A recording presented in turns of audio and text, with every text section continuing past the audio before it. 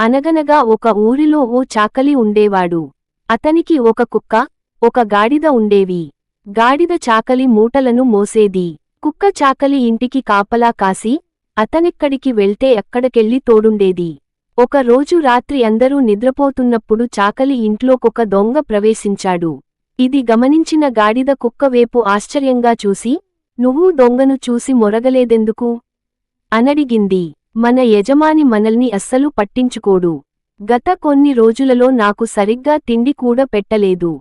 నేనెందుకు పట్టించుకోవాలి?" అని కుక్క ఏదీ పట్టనట్టు నిర్లక్ష్యంగా సమాధానమిచ్చింది. "ఇది మనం మొరబెట్టుకునే సమయం కాదు. మన యజమానికి సహాయం చేయాలి" అని గట్టిగా గాడిద కూతపెట్టడం మొదలెట్టింది.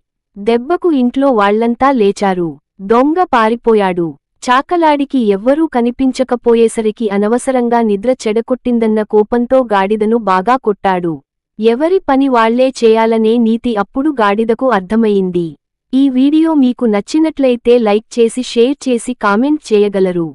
జై శ్రీరామ్.